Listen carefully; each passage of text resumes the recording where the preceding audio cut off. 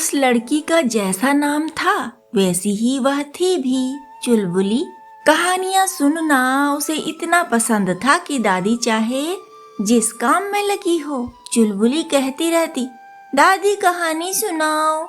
दादी कपड़े धोती, फैलाती, सुखाती और चुलबुली आसपास ही मंडराती रहती कहानी की लगन में। दादी कहती, कपड़े सूख जाएं तो उन्हें तहाते तहाते कहानी सुना लूंगी। दादी कपड़े तहाते हुए कहानी सुनाती। चुलबुली से चुपचाप बैठकर कहानी नहीं सुनी जाती, वह चलती फिरती रहती। दादी को और भी तो काम करने होते तो वह कहती, सो जा चुलबुली, आप बिस्तर पर लेटकर कहानी सुन। इस बात पर चुलबुली कमरे से बाहर भाग जाती। चुलबुली अपने छोटे भाई से कहती, दादी मुझे सोने को कह रही है, मुझे नहीं सोना है, तुम सुनाओ मुझे कहानी। उसकी बात सुनकर छोटा भैया बाहर भाग जाता। चुलबुली एक तरह से नटखट नहीं थी, हर बात में उसका नटखटपन मिल जाया करता था। कहानी सुनाते सुनाते जब दादी देखती कि चुलबुली सो गई है तो सोचती, अब मैं चलकर दूसरे काम कर लूं। तभी चुलबुली उछल कर बैठ जाती और कहती, दादी मैं तो जाग रही हूँ, मुझे नींद कहाँ आई अभी, दूसरी कहानी सुनाओ। दादी को कहानी से बचने के लिए चुलबुली की बड़ी खुशामद करनी पड़ती। कभी कभी चुलबुली दिन भर की उछल कूद से थक तो जाती, पर उसे बिना कहानी के नींद नहीं आती थी।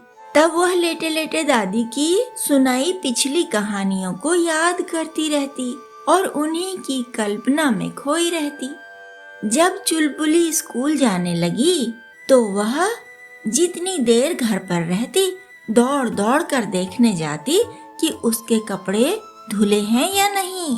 और जब वह सुबह उठती तो उसे सबसे पहले यह चिंता सताती कि कहीं सारे बच्चे स्कूल तो नहीं चले गए।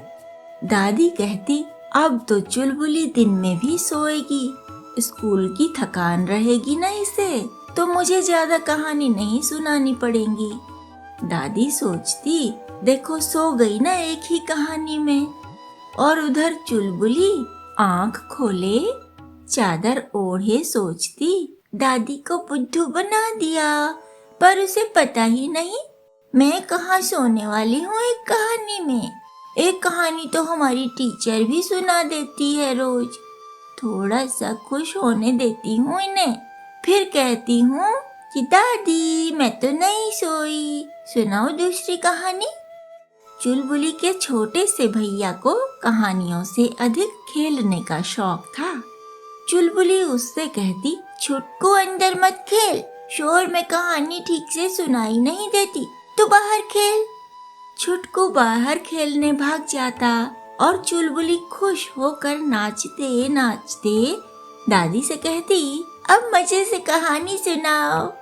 दादी कहती, बहुत काम पड़ा है। चुलबुली कहती, मैं करवा दूंगी आपका काम। दादी बैठी होती तो कहती, चुलबुली जरा वो चीज उठा कर दो, जरा वो कपड़ा ले आओ बिटिया, जरा ये सामान यहाँ रख दो। तो चुलबुली झटपट दादी के कहे काम कर डालती और फिर बोलती, काम तो मैंने कर दिया, अब आप कहानी सुनाओ मुझे, नहीं तो मैं तुम्हें डराऊंगी। चुलबुली हंसते हंसते दादी को डराने के लिए डरावनी सी हरकतें करती और उसकी दादी डरने का अभिनय करती। कभी कभी दादी चुलबुली को खुश करने के लिए नए गुब्बारे या खिलौने उसके सिरहाने के पास तब रख देती जबकि चुलबुली गहरी नींद में होती।